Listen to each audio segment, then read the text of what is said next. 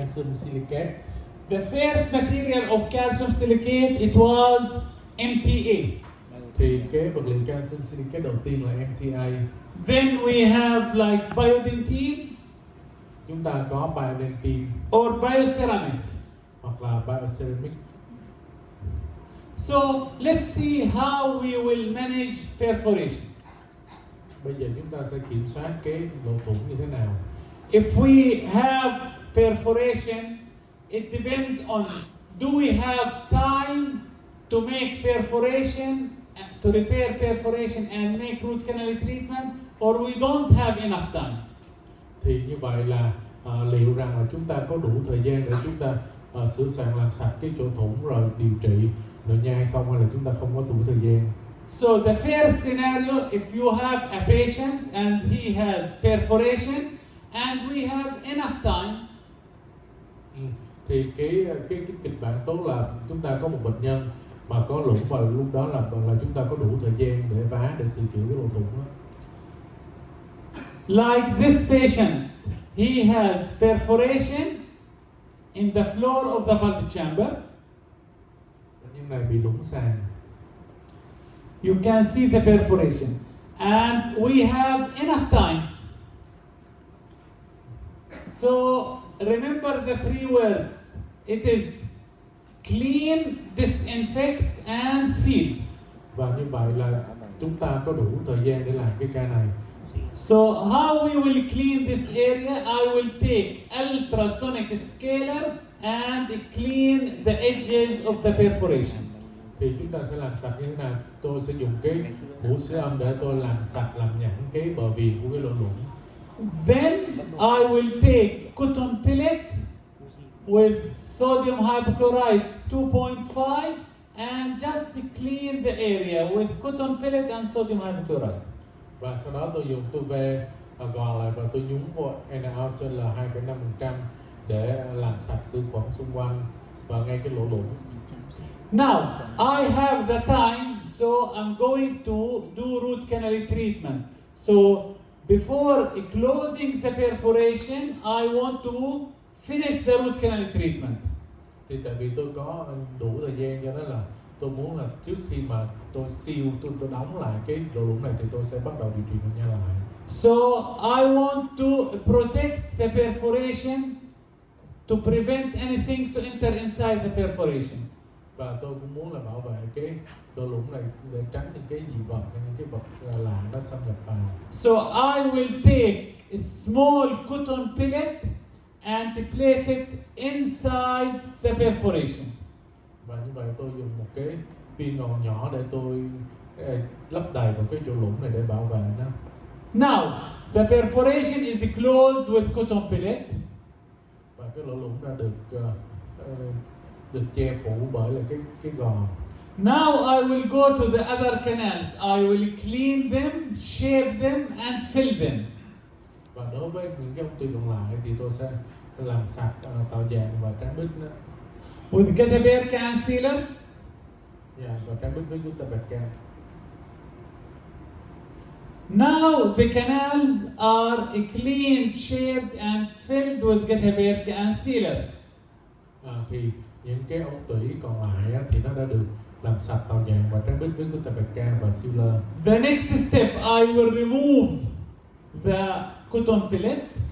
Tiếp theo là tôi sẽ lấy cái viên gòn này tôi đã chặn ở cái chỗ lủng. Then I will take MTA or biodentin or bioceramic, and if MTA we will mix it. Thì tiếp theo là tôi sẽ sử dụng MTA hoặc biodentin hoặc bioceramic.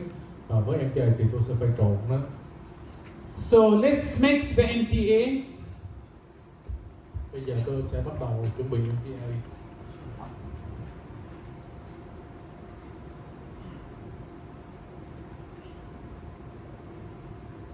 I will mix MTA with distilled water. Tôi sẽ trộn MTA với lại nước cất. If you are using biodentin, it comes in capsule. Nếu mà sử dụng biodentin thì nó dạng con nhộng. If bioceramic, it comes in tube, it is ready-made. Thì nếu mà sử dụng bioceramic thì nó sẽ đi theo với dạng ống. So here, we mix MTA.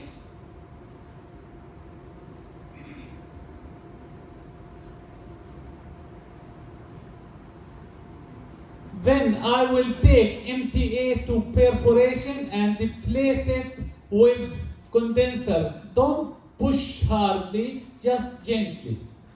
Và bây giờ tôi sẽ đặt MTA vô cái chỗ lũng và sẽ sử dụng cái nhồi, nhưng mà đừng có nhồi mạnh quá mà hãy đặt nhẹ nhàng nó vào thôi, đừng nhồi sâu. Then I will take, this is the MTA, I will take cotton pellet and just push the MTA. Và sau đó là tôi lấy cái gòn viên á, và tôi nhồi cái MTA. MTA is hydrophilic. It needs water to become hard. Thì MTA là một cái vật liệu ưa nước, do đó nó phải cần có nước để nó cứng. So I will take a wet cotton pellet over the MTA and place temporary filling over it. Thì như vậy tôi sẽ đặt một cái viên gòn ẩm lên trên cái bề mặt của MTA và tôi chấm tạm lại. Then over the wet cotton pellet I will place temporary filling. Thì trên cái gòn ẩm thì tôi sẽ hàn tạm nó lại. So MTA needs at least 4 hours to become hard. MTA thì cần ít nhất là 4 tiếng để đông. So I can give the patient an appointment after 1 day. Tôi sẽ hẹn bệnh nhân sau 1 ngày, So- quay sau.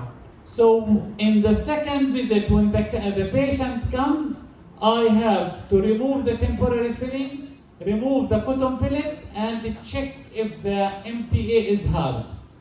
Và cái lần hẹn sau thì tôi sẽ tháo bỏ cái chất hàn tạm, lấy cái gòn ẩm ra và kiểm tra cái MTA nó cứng chưa. So if the MTA is hard now, I can place composite or a glass ionomer, or I can place amalgam, whatever you like.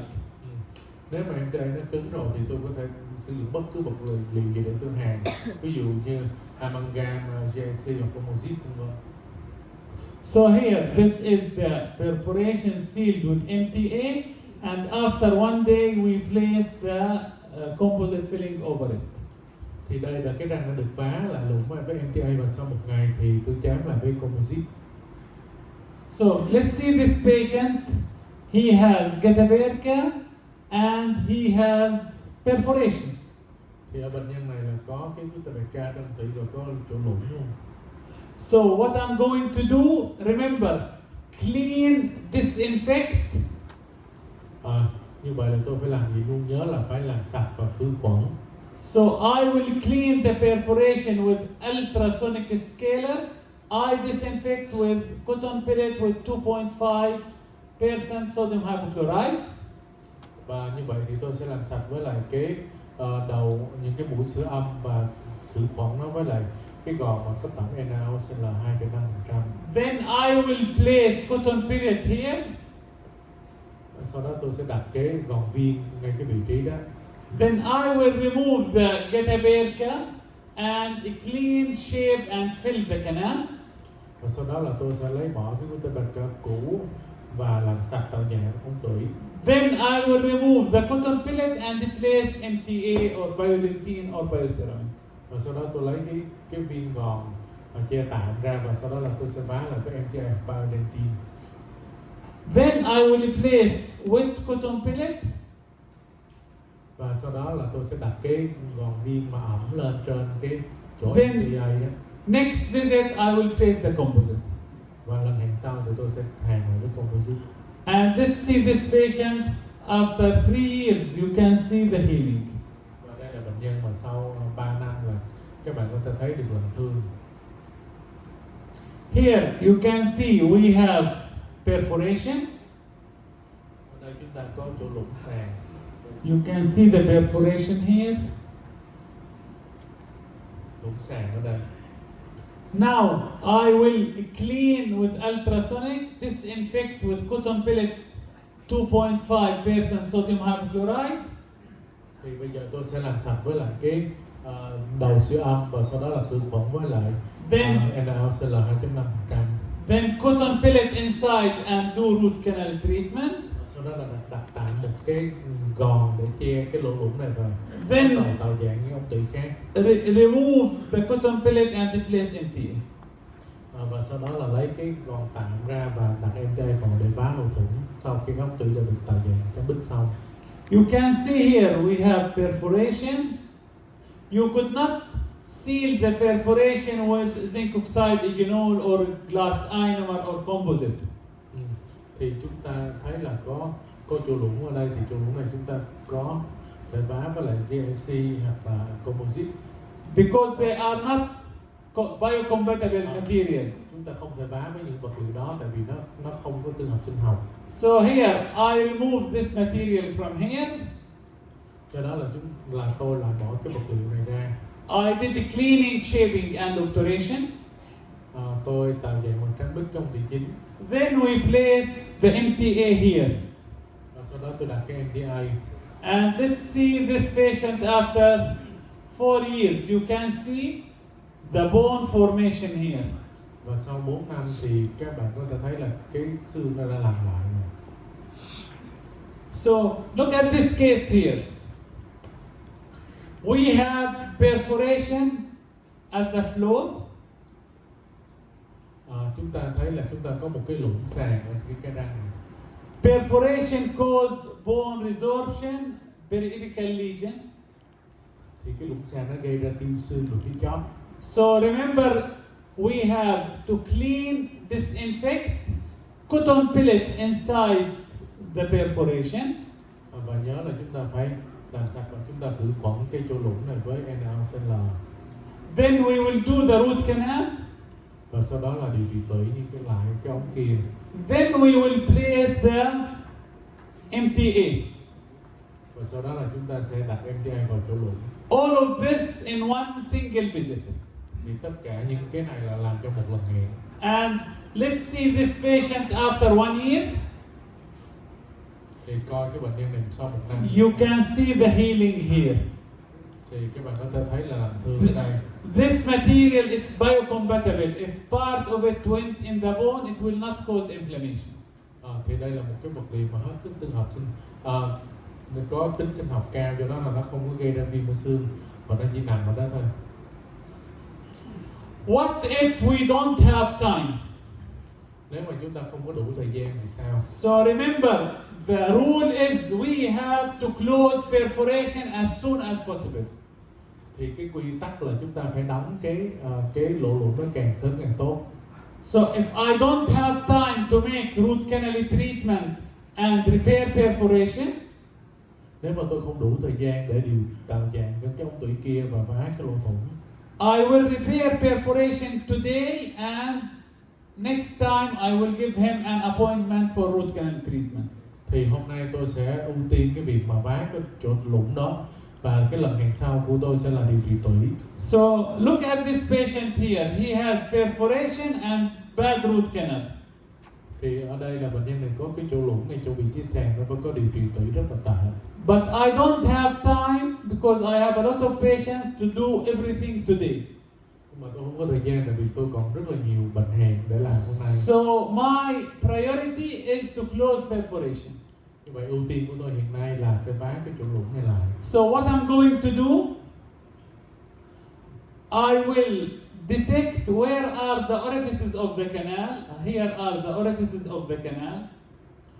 Thì việc đầu tiên thì tôi phải xác định được cái vị trí nào là vị trí của lỗ tủy. And here is the perforation. Và đây là vị trí của lỗ lũng. So today I will close the perforation. Hôm nay thì tôi sẽ vá cái lỗ lũng này lại. So what I'm going to do, I will place cotton pellet inside the orifices of the canals. Vì tôi sẽ làm gì? Tôi sẽ lấy gòn viên tôi đặt vô che là những cái miệng ống tủy. Then I will clean with ultrasonic, disinfect with sodium hypochlorite. Và sau đó thì tôi sẽ làm sạch cái lỗ lũng với lại cái đầu siêu âm và khử khuẩn nó với lại NaOCl 2,5%. And now we will take MTA and mix MTA and place it inside the perforation. Và bây giờ chúng ta sẽ trộn MTA và đặt nó vào để vá cái chỗ lũng này. So let's mix MTA and place it into perforation. Và đây là cái MTA đã được trộn rồi và bắt đầu đưa vào chỗ lũng. And when we finish, I will take wet cotton pellet and place it over the MTA. Thì khi mà xong á, thì tôi sẽ đặt cái gòn ẩm lên cái MTA và sau đó tráng lại tràn. So here we have wet cotton pellet, and here is the perforation is repaired. Thì đây là chúng ta thấy là có cái hình ảnh của cái viên gòn ẩm, và đây là cái vị trí mà chúng ta đã má. Now we will give the patient another appointment after 1 day or 2 days to make root canal treatment. Và chúng ta sẽ hẹn bệnh nhân lại 1-2 ngày để điều trị tủy những cái ống kia. So in the next visit, now we place cotton pellet. Cái lần hẹn tới thì Now in the next visit, I will remove the cotton pellets and check if the MTA is hard. ở lần hẹn tới thì tôi sẽ loại bỏ cái viên gòn ẩm và tôi kiểm tra MTA có cứng chưa. And I will do root canal treatment Và tôi sẽ điều trị tủy những ống kia and finish the case. và kết thúc cái ca này. So look at this case here. This patient, the dentist, he placed getaperca inside the perforation. Thì nhìn cái răng này thì người nha sĩ trước đó là họ đặt cái getaperca vào trong cái lỗ lũng luôn. So I do not have time to do everything today. Thì tôi không có đủ thời gian để làm hết mọi việc hôm nay. So what I did, I removed the getaperca. This is the getaperca here inside the perforation. Việc của tôi làm nó chỉ là loại bỏ cái getaperca ở chỗ lũng thôi. And then I close the orifices of the canals and close the perforation with MTA. Và tiếp theo là tôi sẽ che tạm những cái miệng ống tủy xung quanh và tôi sẽ vá cái lỗ lũng với lại MTA. So you can see here, after 1 day, the patient came back. I checked the MTA is hard. So today we will make root canal treatment. Thì sau một ngày thì MTA đã được, tôi kiểm tra MTA đã cứng rồi. Và chúng ta có thể bắt đầu là tạo dạng ống tủy kia. So let's make today the root canal treatment. Và hôm nay chúng ta sẽ điều trị tủy trên này. So you can see here, this is the MTA and the root canal treatment. Đây là cái bạn có thể thấy là đây cái chỗ vá MTA và đây là So ống tủy. let's see the patient after 3 years Đây là hình ảnh răng bệnh nhân sau 3 năm and after 7 years. và sau 7 năm. So you can see here, healing is excellent. Cái lành thương rất là tốt. Look at the perforation here.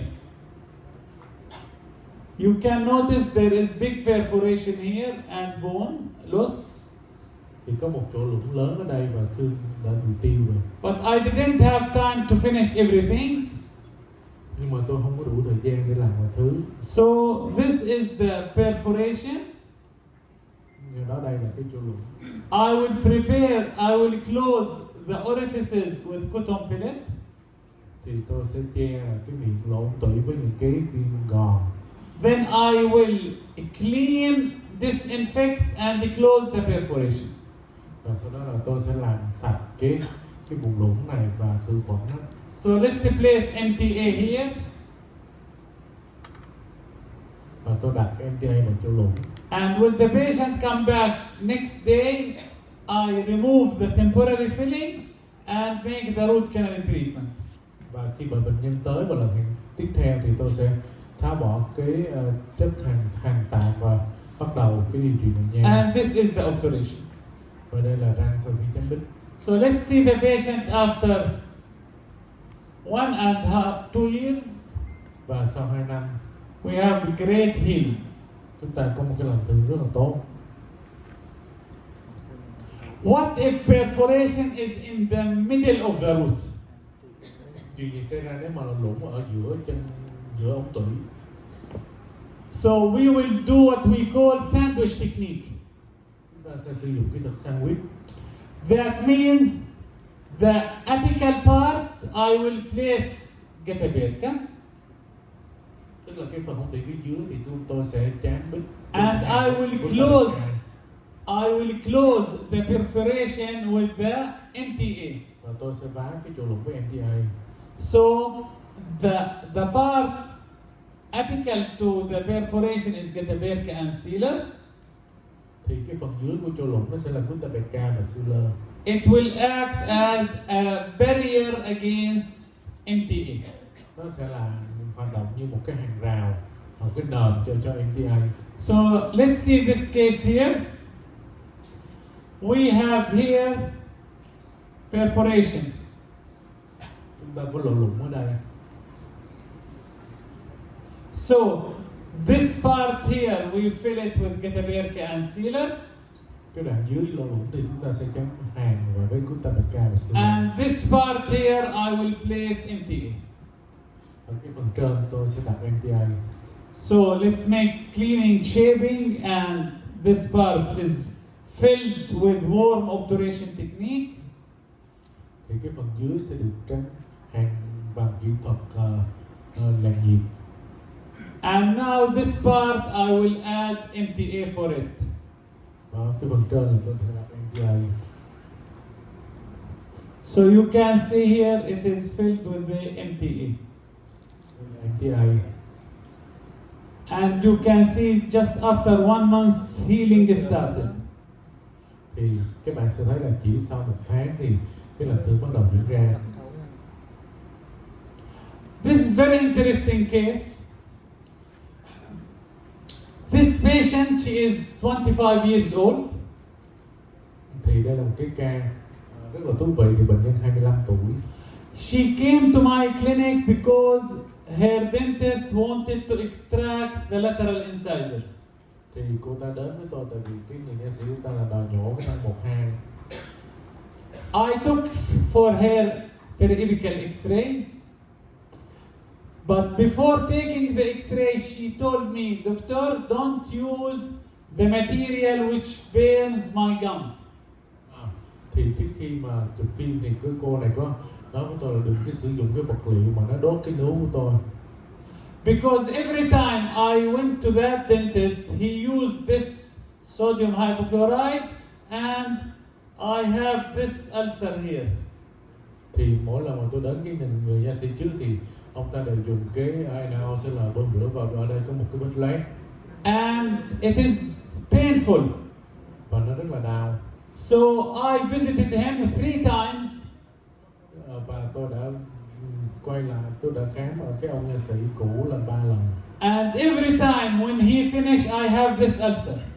Và mỗi lần mà ông đã làm xong thì tôi lại có cái áp xe. So he told me your body could not accept the treatment.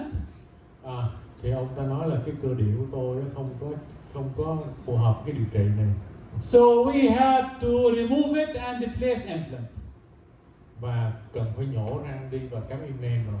So I told her, let's take X-ray and let's see. Thì tôi nói với ta là cần chụp X-quang. This is the X-ray. She told me every time I go there, he takes X-ray and he could not know the cause. Thì một cô ấy nói tôi là mỗi lần đến với ông nha sĩ cũ thì đều được chụp X-quang và không biết là chuyện gì gây ra cái này. So I told her, if we could not understand, let's take what we call 3-dimension X-ray or CBCT. Thì nếu mà tôi nói cô ta là nếu mà cái hình này không có đủ để chứng minh được điều gì thì chúng ta có thể thử với cái hình 3D, tức là hình CBCT. So, because we don't know why. Bởi vì chúng ta không biết là tại sao có trường hợp như vậy. Let's take combing. So this is the CBCT. You can see here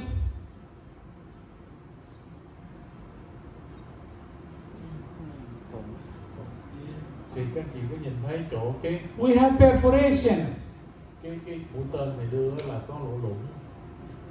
And the dentist, he did not know and he could not see there is perforation.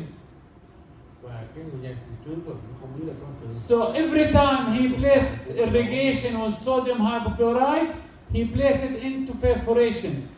Thì mỗi lần mà ông ta bơm rửa với NaOCl thì and the gum becomes so painful. Ông ta bơm rửa là khỏi cái lỗ thủng nó và làm cái nướu rất là đau. And with the regular X-ray, he could not discover this. Và với cái X-quang quanh cứu thông thường thì không thể phát hiện được. So if you look here, this is the perforation. Thì nhìn vào đây thì các bạn có thấy là vị trí lỗ lũng là ở đâu. And this is the getaberka. Và đây là chúng ta đặt ca. So always he placed the irrigation inside the perforation. Thì luôn luôn là làm sạch cái vị trí lỗ lũng đó. And because of this case could not be successful. Và tại vì lý do đó mà cái ca này không thành So công you được. can see here, this is the perforation. So every time he places sodium hypochlorite, he enters here and it will go to the gum. Thì mỗi lần mà ông ta bơm rửa NaOCl nó sẽ đi thẳng ra cái lợi của bệnh nhân luôn. So now we discovered the problem. Let's discover how we will manage this. Thì như vậy là chúng ta sẽ xử lý những cái trường hợp này như thế nào? So what I will do, this is the tooth, this is the perforation, and this is the getaberka. Thì tôi đã xác định được là đây vị trí này chỗ mà hầu của chúng ta đặt ca và chỗ ngoài là cái chỗ lũng. As we did with the blockage, I will place few drops of chloroform here and remove it with one flare or a flaring file with a flex or any type of files. Thì tôi sẽ loại bỏ cái phần chúng ta đặt ca này. Then I will make root canal preparation and I will now irrigate with sodium hypochlorite but inside the canal, not inside the perforation. Thì tôi bắt đầu tạo giãn tủy và tôi bơm rửa ống tủy với lại NaOCl ở trong ống tủy chứ không phải ở ngay chỗ lũng. And I will fill the canal with warm obturation technique. Và sẽ tráng bít với kỹ thuật đặc nhiệt. Then I will take MTA and close the perforation. Và tôi sẽ sử dụng MTA để bán cái chỗ lũng này. So now I close the perforation here with the MTA. Và tôi vá cái chỗ lũng này với MTA này. I will take another comb beam to compare between what happened and what is the condition now. Và tôi chụp kiểm tra với convexity. So this is after replacing MTA, so you can't see the MTA here. Sau khi đặt MTA thì trên view convexity có cái MTA ở đây. Now MTA closed the perforation. Thì MTA đã đóng cái chỗ lũng rồi. So if you look here,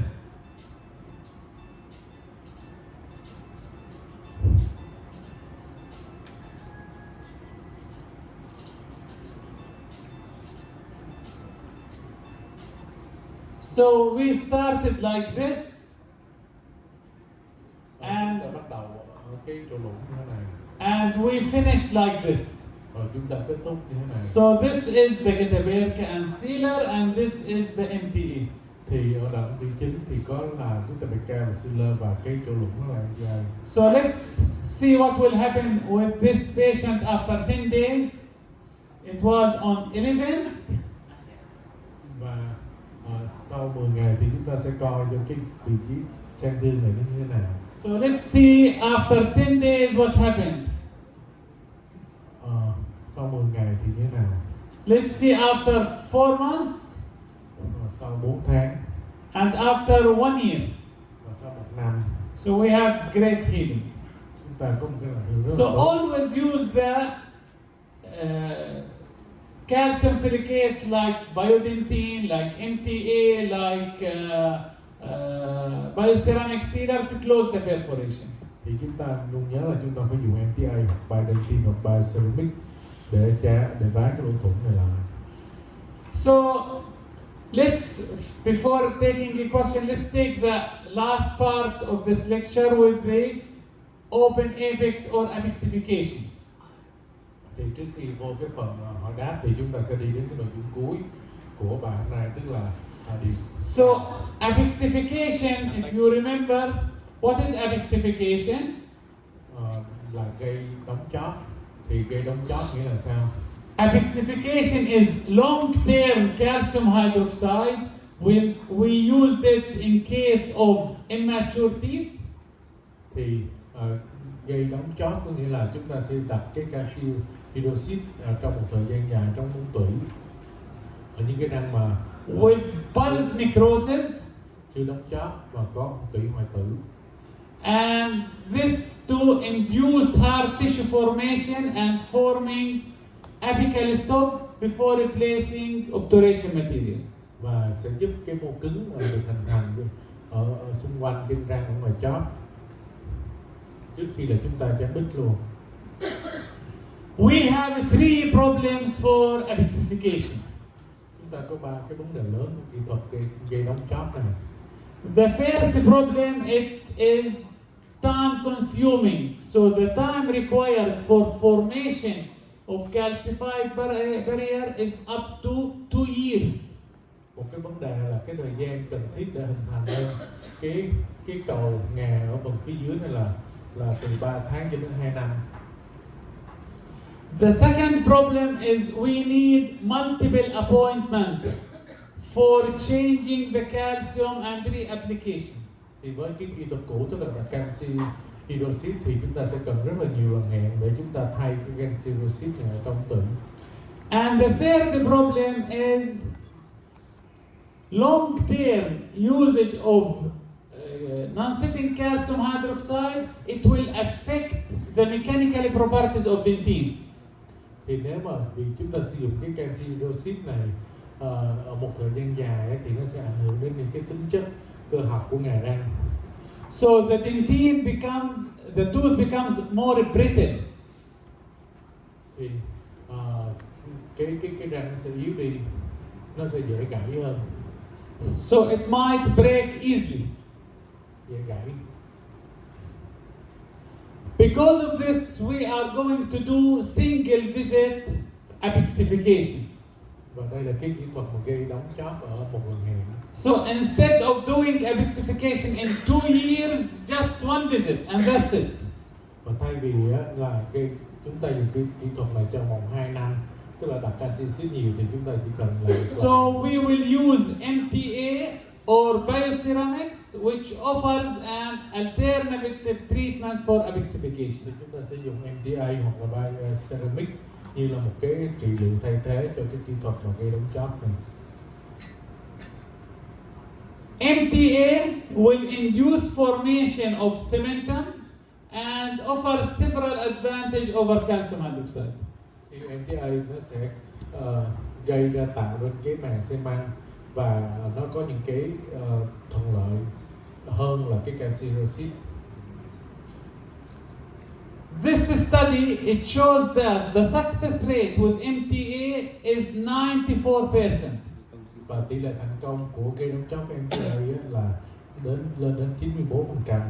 So nowadays we don't use non-sitting calcium for apexification, we use MTA. Thì bây giờ thì chúng ta sẽ không sử dụng cái canxi hydroxit để băng trong tủy nữa. Or bioceramic. Sẽ dùng MTA hoặc bioceramic. So let's see how we do this. Chúng ta sẽ làm ca này như thế nào? This is open apex.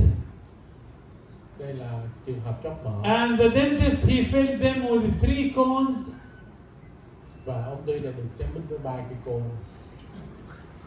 And he thought this will be successful. Và ông ta nghĩ là cái răng này đã được điều trị thành công. So what we are going to do, we will remove the getaperca. Thì làm như thế nào? Chúng ta sẽ đầu tiên chúng ta sẽ loại bỏ. So as we did, we give him anesthesia and then rubber dam. Và chúng ta sẽ gây tê rồi đặt Then I will use flaring files to remove all the getaperca. Và tôi sẽ dùng cái châm tạo ra để loại bỏ toàn bộ getaperca. Then I will, with what I have to irrigate, we irrigate with sodium hypochlorite. But gently and easily, don't push. Thì chúng ta sẽ bơm rửa với lại NaCl 5,25%, nhưng mà bơm rửa thật nhẹ nhàng, thì không có đẩy cái dung dịch để mạnh cái dung lực bơm về quá chóp, về phía chóp. Because those who use saline for irrigation, saline it will not kill bacteria. Tại vì đối với những trường hợp mà ống ti đậu này mà các anh chị bơm rửa bằng nước muối sinh lý thì cái nước muối sinh lý nó không có tác dụng diệt khuẩn. So Here I removed all getaperca. Ở đây thì tôi loại bỏ tất cả getaperca.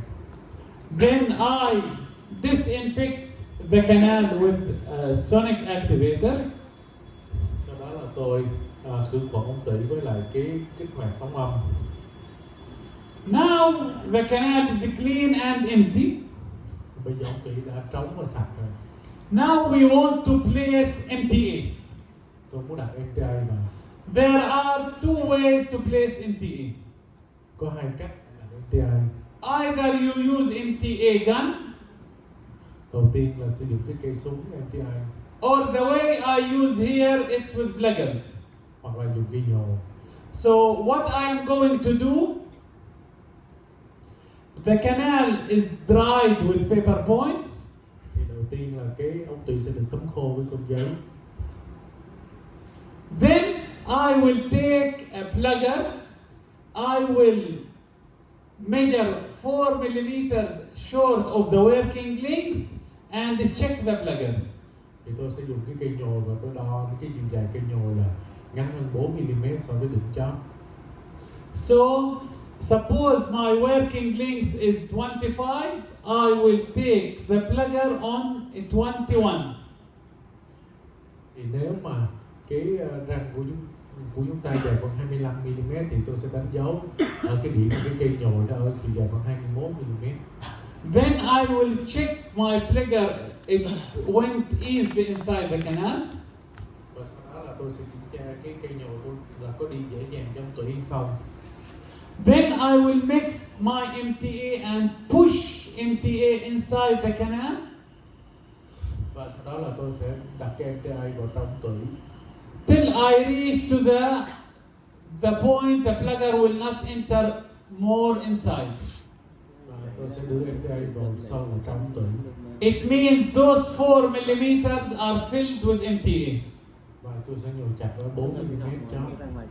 So I will have to take X-ray to check.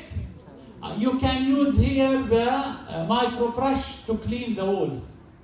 Thì chúng ta sẽ chụp X-quang để kiểm tra và chúng ta có thể dùng cái cọ người nha này để làm sạch cái thành tủy. Now take X-ray to check. Bây giờ chụp X-quang để kiểm tra. So you can see here those 4 millimeters are filled with MTA. Thì các bạn có thể nhìn thấy là 4 mm này được lấp đầy với MTA.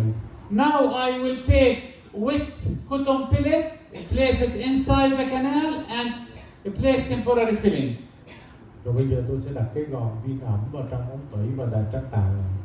Then after one day I will remove the cotton pellet and check MTA is hard. Và ngày hôm sau thì tôi sẽ lại bỏ cái gòn viên ẩm và tôi sẽ kiểm tra MTA có đông cứng chưa. Then I will take sealer and place it on the walls of the canal and use getaperca gun. Và sau đó là tôi sẽ bôi sealer vào trên thành ống tủy và sử dụng súng getaperca để bơm.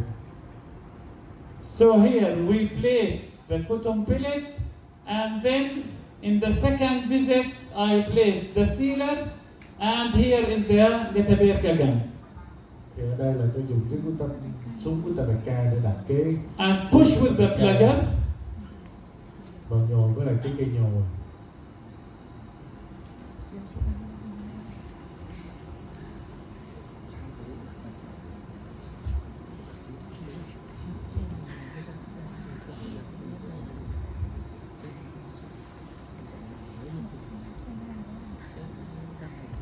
Then once you finish, take X-ray to check.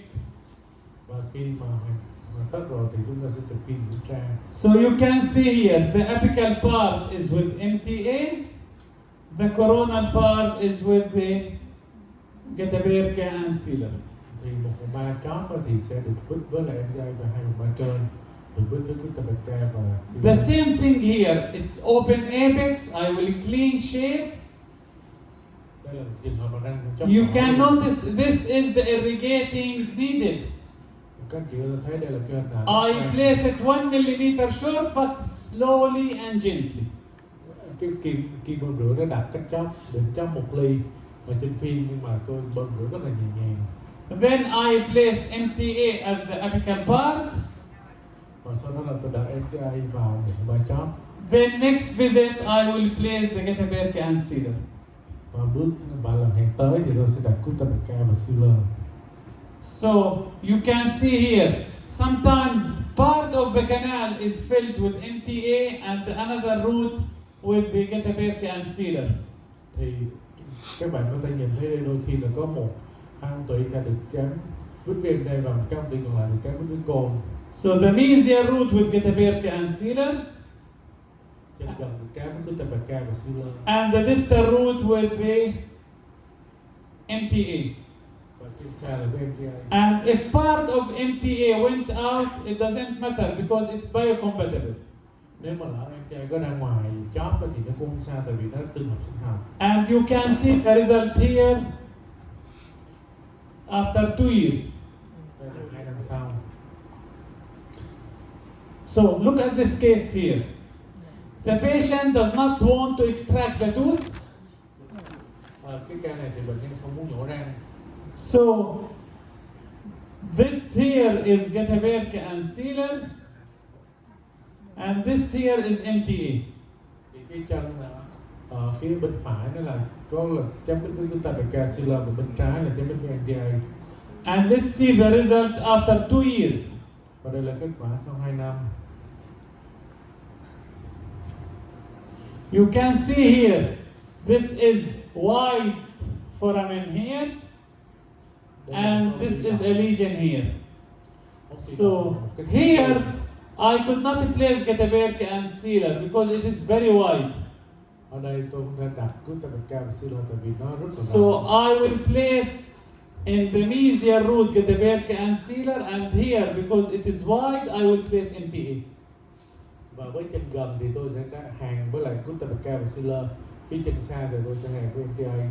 And let's see this patient after 6 years. Và đây là ảnh răng của bệnh nhân sau 6 năm. Sometimes you can use biodentine. It's the same thing. So biodentine like this here. Thì đôi khi là các bạn cũng có thể dùng biodentine. Kỹ thuật nó cũng So I will place biodentine, and you can see the result after 2 years. Và tôi sau khi đặt biodentine, và đây là kết quả sau 2 năm. And you can see this here, and you can see the result after 2 years. Và đây là cái sang thương ban đầu và sang thương cái hình ảnh xương sau 2 năm. So if you have any question, it will be my pleasure. Các anh chị có câu hỏi nào không?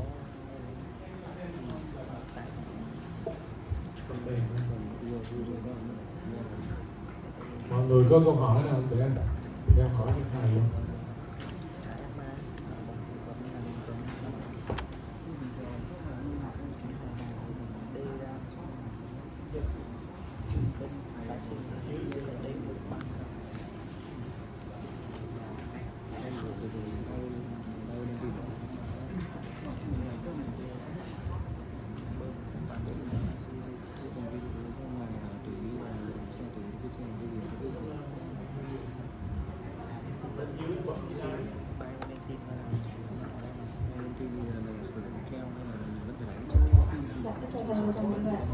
Thưa thầy, em muốn đặt một câu hỏi, đó là trong trường hợp mà bị thủng chân răng thì trước khi được làm sạch hết Getaperca ra thì cái chân răng đã xuất hiện lỗ thủng rồi, thì mình khi mà mình tạo hình và làm sạch trong các bước tiếp theo thì gặp rất là nhiều khó khăn trong cái việc định vị lại cái ống tủy và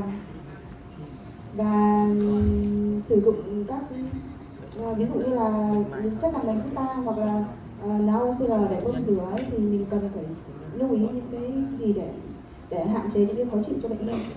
Tức là bạn nói là cái chân răng nó thủng ở giữa chân răng hay ở vị trí nào? Ở giữa chân răng. Ở vùng trẻ hay là ở phía trong ống tủy ạ, nhưng ở phần ở vị trí chung giữa phần chẽ và phần chóp răng. Trong ống tủy giữa vùng trẻ và vùng chóp răng. Mà cái ống tủy ra được đứt với Getaperca rồi.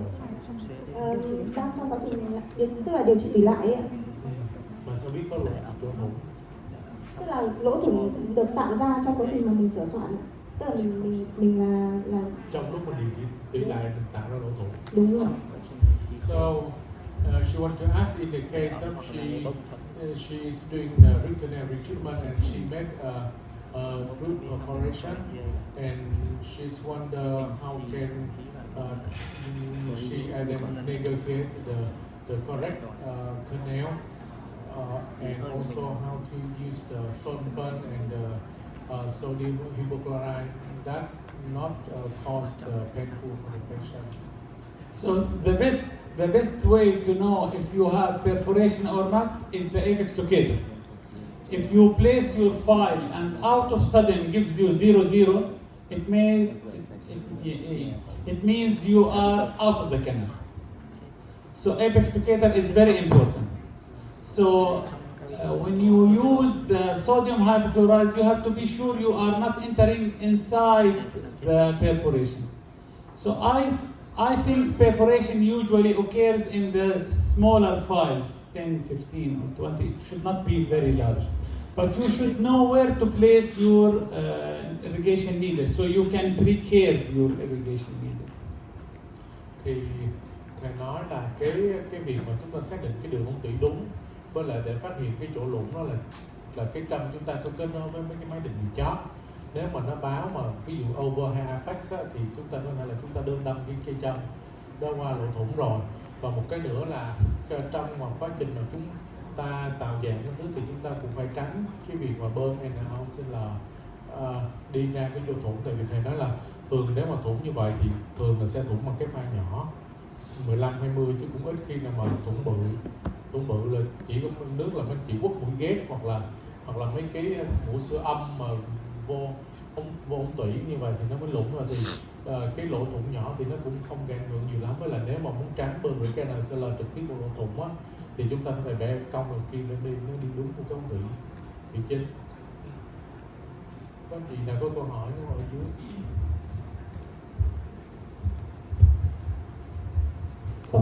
Em xin hỏi thầy một câu là quan điểm của thầy thế nào về việc tháo trống ạ? Và trong điều trị đi lại thì khi nào ta cần tháo trống ạ? Trên nguyên tắc là không có tháo trống nha các chị. He want to ask your viewpoint about leaving tooth open during the orthodontic treatment. So most of the endodontists, they agreed don't leave it open. Because if you leave it open, it means microbes will enter inside. So in this case, what are you doing? If there is a bus coming, I will leave the tooth open for 10 minutes. Then once they stop, I place cotton filling and temporary filling. But generally, don't leave it open. Thì thầy nói là cái quan điểm của điều trị nội nha là không có mở tủy để trống.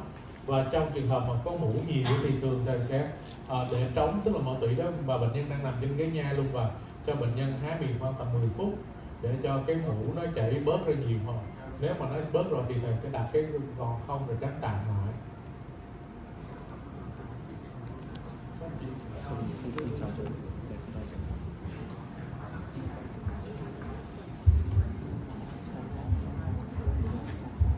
Chào thầy và tất cả mọi người.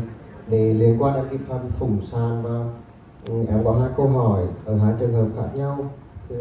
Trường hợp thứ nhất là trường hợp thủng sàn là nó có viêm nhiễm có mủ và bệnh nhân đang sưng đau, thì mình có làm sạch và bịt cái lỗ thủng ngay lúc đấy không, hay là không sao ạ? Đấy là trường hợp thứ nhất. Trường hợp thứ nhất là trong trường hợp thủng sàn mà lời nó phi đài, nó lấp đầy cái buồng tủy thì mình sẽ xử lý theo như thế nào ạ? Cái trường hợp thứ nhất đó là sao mình biết là cái mũ viêm nhiễm nó từ cái chỗ vị trí chỗ thủng đó. Thấy thì có thể mình chụp phim và thấy cái vùng chân. Chụp phim không thấy được mũ. Không, có nghĩa là chụp phim thì ở cái phần cuống nó không có viêm nhiễm. Thì mà xác định được mũ chảy ra từ chỗ dạ. sàn. Vâng ạ. Hơi hiếm nè. Hiếm lắm đó. Không, tức là anh gặp trường hợp này thực tế chưa? Thì có trường hợp là bệnh nhân nó viêm nhiễm nhiều mà mình tức là cái đường thủng á, đường thủng từ lỗ sàn từ sàn xuống ấy, thì có thể nó do thức ăn nó bịt lại, thì sau khi mình khử cái thức ăn lại ra thì mủ có thể nó ùn qua cái lỗ thủng sàn đấy đúng không? Nếu vậy là anh đang nói là răng mở lớn và có thủng sàn và đồ ăn chui vô đó và tạo mủ. Đồ ăn nếu mà đồ ăn nó bệnh đó nó tạo đường thông thương, nó cũng ít khi tụ mủ lắm. Thôi để hỏi thầy coi sao. Thầy muốn hỏi rõ để cung cấp thông tin cho thầy. He want to ask. He met two cases. One case is there is a floor perforation, and there is he said that there is pus coming out from the bone resorption outside from the perforation and the floor, and how can we do at a single visit repairing of the floor perforation at that time? It means a lot of pus coming outside. Yes. Usually what comes from the perforation is blood, because there is no canal to come perforation. But anyway, if I can clean, disinfect cotton roll, cotton pellet till we stop anything coming, then I will place the MTA. I didn't see pus from the perforation. I saw it from canals, not from perforation. Thì thầy cũng nói là thầy không thấy một cái trường hợp như vậy, thì có thể mình nên xác định lại là chân răng nó cũng có thể nhiễm trùng và nó có thể là mủ nó theo cái đường ôm sát của chân răng để nó lên cái chỗ xương, cái xương buồng trẻ đó, chứ không phải là đi từ đó. Thì thầy cũng sẽ làm sạch cái thứ rồi sau đó là đặt MTA nha. Nhưng mà quan trọng là xác định lại là mủ từ đâu nha. Cái trường hợp thứ hai là cái tủy chuyển dưỡng, Không phải tủy mà là cái lời nó phi đài ạ. lời chuyển dưỡng. Vâng. Cái chỗ lũng á. Vâng ạ. Vâng ạ. And the second case is the expansion of the gum inside the floor, at the side of floor perforation, and how can you manage that? Okay, if there is gum inside the perforation, I will remove the gum with either laser, or you can use it with ultrasonic scaler. The blood is coming, then you can take cotton pellets pressure till the blood stops. But laser here is good. Thì thầy nói thầy sẽ sử dụng laser để cắt cái phần là vị đại đó, hoặc là sử dụng cái đầu siêu âm để làm sạch. If not laser, you can use cautery. Cautery, it is cautery. So you can use something hot. It's like electrical cautery. Dao điện. Thì nếu mà không có laser thì dùng dao điện thì nên, còn nếu mà nó chảy máu thì thầy sẽ dùng cái bông ngòi để tạo cái áp lực để nó cầm máu đó. Các chị có câu hỏi nào nữa không?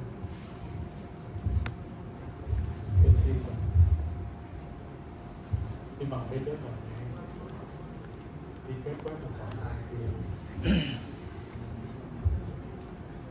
Dạ cho em hỏi là kích thước lỗ thủng bao nhiêu thì mình sẽ tiên lượng là cái răng đó mình đá được hay là không đá được? She wants to ask about the size of floor perforation, the hole. How much then we can. The rule is simple. If there is dentine around it, seal it. You should have surrounded by tooth structure. So whatever the size, if it is surrounded with the tooth structure, I will repair it. Thì thầy nói là nếu, tức là cái quan trọng không phải cái tức mà xung quanh chúng ta có cái thành ngà bao phủ rồi thì cái MTA mới thật sự hiệu quả bán nha, chứ không phải. Thì thầy không nói, nhưng mà mình nói thêm là không phải MTA là thay thế cho một cái sàn tủy đã mất được, tức là nó phải có thành ngà. Because this will preserve the MTA inside, otherwise it will wash out. Tại vì MTA nó cũng có thể dễ bị rửa trôi, tức là nếu mà xung quanh nó không có ngà, nó chặn ở xung quanh các thứ thì nó cũng thể bị rửa trôi, nó tan ra nha. Có câu hỏi nào?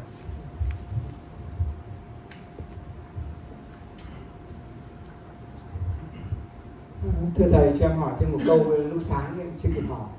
Đó là trong cái trường hợp bypass ấy ạ, thì khi mà các thầy bảo là đi file 15 file tay, sau đấy thì mình đi file máy, thì cho em hỏi là có cái lưu ý gì mà khi sử dụng file máy về độ tọt hay là tốc độ quay không? Tại vì khi đấy thì mình sẽ có từ 2-3 thành để tiếp xúc với răng để mình cắt diện của răng, còn một thành kia thì tối thiểu là một thành mình tiếp xúc với cái file gãy ạ.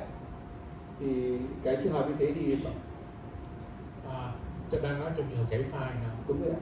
Cái file back ấy, thì bản thân em chưa dám làm trường hợp nào mà sau khi cái file em file back được mà em dám dùng file máy cả.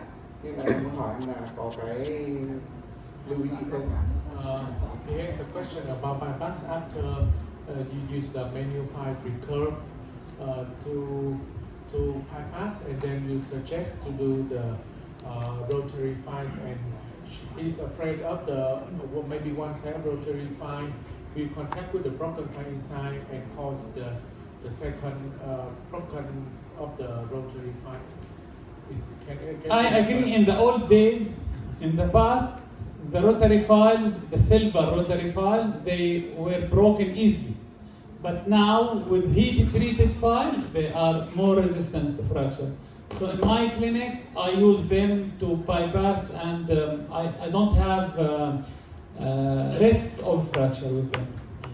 Thì thầy nói là theo cái quan điểm cũ, tức là nếu mà chúng ta sử dụng cái file cứng, tức là file mà không có sự nhiệt đó, thì nó có thể xảy ra cái trường hợp đó. Còn những cái file mà có sự nhiệt rồi thì nó cũng ít. Thì các chị nào mà có dự một cái hội thảo gần đây á, thì người ta sẽ dùng những cái file mà mặt tensit để người ta lấy file gãy ra luôn nha, tức là không gây gãy thêm. Các chị có câu hỏi nào khác nữa không?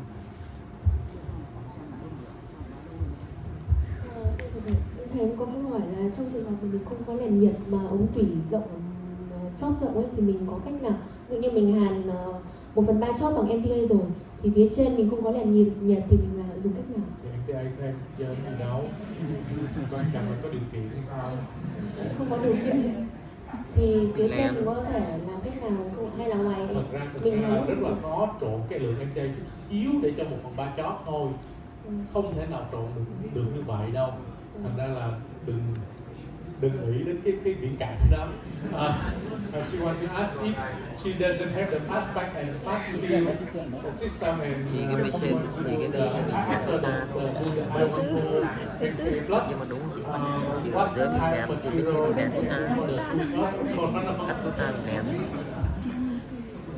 Use bioceramic sealer with Getaberka. thì có thể tức là ý thì nói chắc có thể là đo là cắt của ta ca cái đạn là độ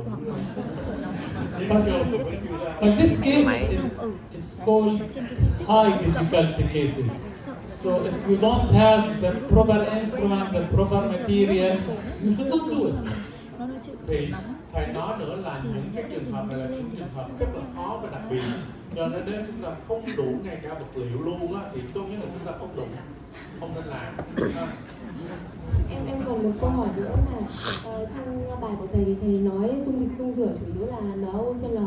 Nên thầy còn sử dụng những cái dung dịch khác như thế nào ạ? Thầy chia sẻ. Ví dụ như là ETA và CFX ạ. Mà mọi người thường đến hội thảo lúc nào cũng muốn kiếm công thức di truyền hết đó. She wants to ask because she saw that you are only using the sodium hypochlorite as a main irrigation. We use the EDTA or glycidine. The protocol of irrigation is the following. I use sodium hypochlorite for 30 minutes, then activate with ultrasonic. Then I will use EDTA to remove smear layer for 1 minute in each canal, 1 ml. Then after that, I will use sodium hypochlorite again to make flush. Then I will use cold saline, and if the tooth is non-vital, I will go for chlorhexidine. So it's protocol, but the main irrigation during preparation is sodium hypochlorite. Thì thầy nói là thầy cũng sử dụng những cái chất bơm rửa khác. Thì cái quy trình của thầy là sử dụng 30, tức là sau khi tạo dạng xong hết nha, là sử dụng NaOCl 30 phút, bơm rửa, sau đó là kích hoạt siêu âm trong vòng 1 phút, và sau đó là bơm rửa 1 ml EDTA để loại bỏ mụn ngà 1 ml một ống tủy á. Rồi sau đó là thầy sẽ bơm rửa lại với NaOCl để rửa trôi hết mấy cái mụn ngà, mấy cái chất xơ đi. Và đối với trường hợp bình thường thì thầy sẽ bơm rửa lại bằng cái nước muối sinh lý giữ lành. Thì một số nghiên cứu nói là bơm rửa bước cuối nước muối sinh lý giữ lành là giúp giảm đau sau bít á. Thì còn đối với trường hợp mà răng mà chết tủy rồi á, tức là răng hoại tử tủy vân vân á, nhiễm trùng thì thầy sẽ bơm rửa thêm với lại cái glycidin ở bước cuối. Bên cạnh luôn. Dạ vâng, thưa thầy ạ. Dạ em có một câu hỏi nó hỏi thầy một chút ạ. Đó là bệnh nhân điều trị nội nha thì trên cơ thể bệnh nhân này đã bị xăng hương gần chóp một chân răng rồi, và bệnh nhân này thì đã được điều trị và theo dõi trên cả định vị chóp, kèm theo là có X quang sau đó. Nhưng mà sau quá trình mà mình điều trị ok ổn định rồi ạ, thì bệnh nhân này sau một tuần, thậm chí là có bệnh nhân thì thường là 2-3 ngày sau thì bệnh nhân xuất hiện có những cơn đau. Thì không biết là bệnh nhân này thì cái nguyên nhân mà gây đau trở lại như vậy thì là do nguyên nhân từ đâu và hướng xử trí như nào? Thì em muốn hỏi kính thưa thầy. Tức là có nhiễm trùng chóp, Vâng ạ. có trán bít rồi, Dạ có vâng. hàn kiến rồi, Dạ vâng. rồi sau đó mấy ngày thì gây đau. Bệnh Cái nhân cơn đau đó là cơn đau kiểu gì? cơn đau tại ở cái điểm của chân răng đấy luôn. Không, mình không có thể xác định được cơn đau. Tức là cơn đau là khi gõ dòng hay gõ ngang hay như thế nào? Kiểm tra gõ thực thể gõ dọc xuống ạ, thì bệnh nhân có hiện tượng đau nhiều hơn là gõ ngang. Rồi có kiểm tra khớp cắn cái thứ chưa? Có ạ.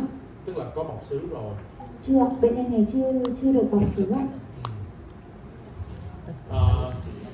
She had one case that had maybe big radical lesion, and after she controlled well and do the final obturation, and several days after obturation, the patient has painful a lot, and she doesn't know what is the reason for this case. So this is called flare up. Flare up, it means after making obturation, we suppose you did obturation after the canal becomes dry and you disinfect it. So the possibility of having a flare up is 8%. 8% of your patient might have severe pain or swelling. This is due to expulsion of bacteria outside the canal. This is normal. You can give him anti-inflammatory, reduce the occlusion, assure the patient or reassure the patient this is normal. It needs a few days to go, but this is normal. Thì thầy nói cái tình trạng này là cái cơn flare up, tức là một cái cơn mà gọi là viêm cấp ở vùng bên chóp, thì do là những cái tình trạng là những cái độc tố vi khuẩn, cái vi khuẩn ở ngoài đó nó gây ra, và lúc đó là mình sẽ xác định với bệnh nhân là đây là một cái tình trạng bình thường và nó sẽ hết. Sau vài ngày mình có thể là ví dụ như giảm khớp cắn như thế nào đó cho bệnh nhân và theo dõi. Và cái tỷ lệ xảy ra cái cơn flare up này thì nó rơi vào 8% cái trường hợp. Dạ vâng, em cảm ơn thầy.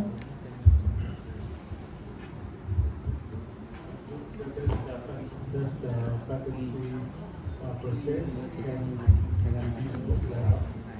So they made a study. The post-operative pain after patency is less if you do this with K5 number 10.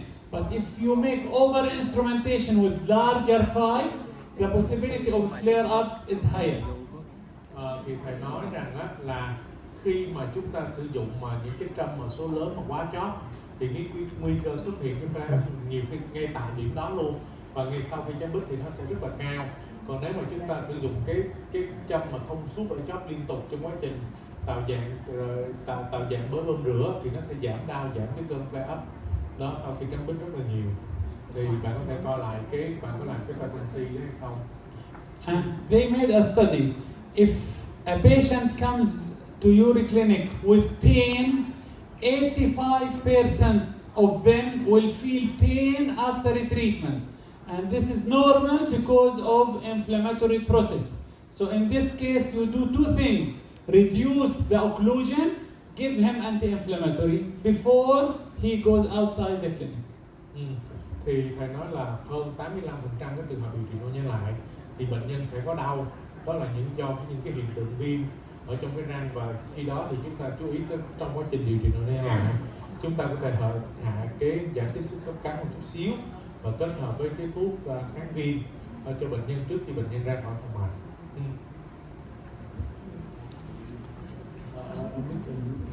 Em xin chào hội nghị ạ. Em có câu hỏi là trường hợp mình dùng file K10 để vượt qua khớp và lách qua cái file gãy nhưng mà không thành công thì mình có đổi sang dùng cái file 6 hoặc là 8 không ạ? Lúc nãy thầy đã có nhắc, thầy có nhấn mạnh đó là chỉ dùng số 10 thôi, không dùng 6 hay không dùng 8. He want to ask whether we cannot success with the case file number 10 to bypass tổng tất cả thứ là thầy bảo là bơm NaOCN 30 phút thì lúc nào cũng bơm lại là đồng gấp vậy thôi. In my clinic, I don't have 6, I don't have 8. Because I think 6 and 8, it's wasting of time, wasting of effort, wasting of money. We are so weak. If I blow on the file, it will bend. So weak. So don't use it. Thì thầy nói là ngay cả phòng mạch của thầy là cũng không có mua cái file số 6 và cái file số 8 luôn, tại vì thực ra là nó rất là mỏng manh, mua nó là chỉ phí tiền. Cái thứ ngay cả thầy thổi nó cũng cong luôn, thành ra là thầy cũng dùng cái file số 6, số 8. Em cho thầy ạ. Thầy em có một câu hỏi muốn hỏi thầy như này ạ. Nếu như trong quá trình mà mình sửa soạn ấy, mà mình tạo khớp xong mình cứ theo cái đường đấy mình đi, mình gây thủng thành ấy ạ, thì lúc đấy mình vá bằng MDA thì mình sẽ vá như nào ạ? Là sao? Có nghĩa là ví dụ như bây giờ nó bị thủng ở phần 1/3 cái chân răng thời nó nằm trong xương thì mình không nhìn thấy ấy, thì lúc đấy mình vá cái MDA thì mình có dùng cái côn để mình sau khi vá xong mình có dùng côn nữa không, hay chỉ cần bơm MDA xuống ạ? Sau khi vá xong, Có nghĩa là bây giờ cái chân răng thì em không thể nhìn thấy đúng không ạ? Thế nên em không biết là bây giờ vá thì sẽ vá như thế nào, và phải lật vá ra mở xương để nhìn thấy chân răng để vá không nhé? nhưng mà lủng ở chỗ nào, vị trí nào? Lủng ở phần 1/3 dưới ạ. 1/3 chót. Vâng, đúng rồi ạ. Cái châm nào gây ra lủng? Đúng là cái châm nó gây ra lủng ấy ạ. Không, cái cây châm nào, số mấy gây ra Em lủng? đang đi cây châm khoảng tầm cây 15 thì em đang làm cái lủng ấy ạ. 10, 15 thì coi nó đi ống tiền phụ rồi bích. Còn filler là gì chứ có gì đâu. Thôi để hỏi thầy.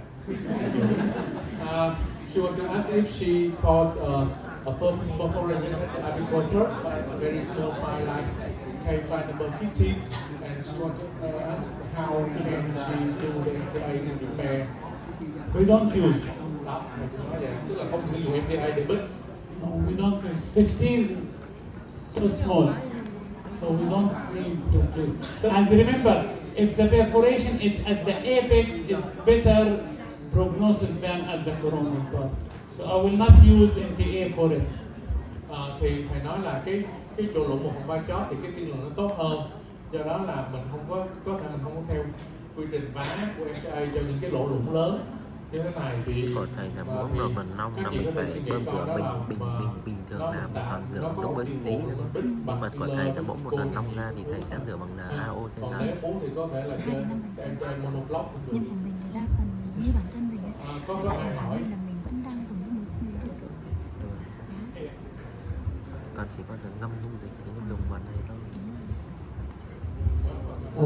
Thầy cho em hỏi là ví dụ trong trường hợp mà chóp rộng ấy ạ, mà khi mình làm mà rất nhiều dịch mủ thì sẽ điều trị 1 hay là nhiều lần, và ví dụ trong nhiều lần thì làm sao phương pháp nào để giảm mủ và dịch nhanh hơn?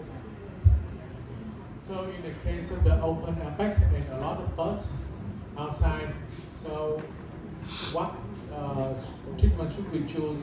One visit or multiple visit? To make single visit, you should have 2 conditions. First, no swelling. Second, you can dry the canal. So if there is pus, you could not make it in a single visit. If there is a pus, you should not do this in a single visit till the pus stops. So I will make irrigation, cotton pellet next visit. If next visit still the canal is not dry, I will place non-sitting calcium for 1 week. Then I will repeat this till the canal becomes completely dry. It is a must. thì thầy nói là chỉ có hai cái yếu tố mà các chị có thể dựa vào đó để điều trị được nha một lần hè. Thứ nhất là đang không có đang chịu chứng sưng. Thứ hai là không có nhiều dịch mũ, không thể thấm khô được. Còn nếu mà có nhiều dịch mũ thì chúng ta sẽ cố gắng bơm rửa rồi sau đó là chúng ta đặt gòn không. Nếu mà lần hè thứ hai á, mà nó vẫn còn dịch mũ thì chúng ta sẽ đặt canxi dioxide đến khi nào mà nó khô được. Thì chúng ta mà mỗi lần như đặt vậy thì đặt như 10 ngày thì nó đến khi nào nó khô thì lúc đó thầy mới cắt đứt mới hàng ký lại.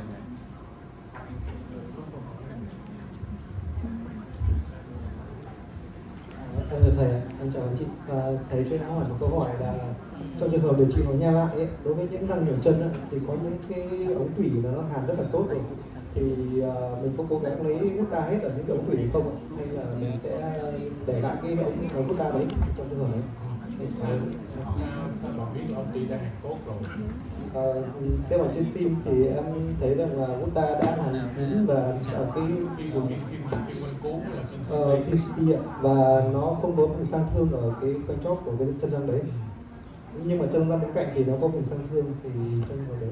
So in multi-rooted endodontic cases, he observed that some roots on the community has completely filled very tightly and no lesion at that root. So and other roots have apical lesion. So does he need to do the root canal treatment of all roots? So he needs to do half of it Yeah. and leave the other? Yeah. It's one tooth because we have communication, we have bacteria jumping. So if you have to treat half of the tooth and this patient went to another dentist, he will say, who did this for you? Thì thầy nói là thầy sẽ không làm như vậy. Một cái nữa là sao là nếu mà tức là chúng ta nhìn như vậy nhưng mà chúng ta chưa chắc chắn là nó sẽ sạch. Tức là vấn đề là nó không xuất hiện nhiễm trùng hay triệu chứng ngay thời điểm chúng ta làm thôi, nhưng mà nếu mà chúng ta đóng và chúng ta làm mão lên là những cái chân đó có thể bắt đầu xuất hiện triệu chứng vân. Với lại trong lúc mà chúng ta đun siêu âm các thứ thì cái 1/3 trên của những ống tủy đã được bít kín đó, nó cũng sẽ bị rã cái siêu lơ các thứ và vi khuẩn nó sẽ xâm nhập vô. It's one system. Yes. Rồi các chị có câu hỏi nào khác không ạ? So let's take photo together. Dạ thầy rủ các chị là chụp hình kỷ niệm chung với thầy luôn. Yes, my pleasure to come and let's take photo Thì together. các chị vui lòng di chuyển lên ở trên đây để chụp hình chung với thầy luôn ạ. Vâng ạ, xin cảm ơn bài hội thảo của Dr. Daniel và xin mời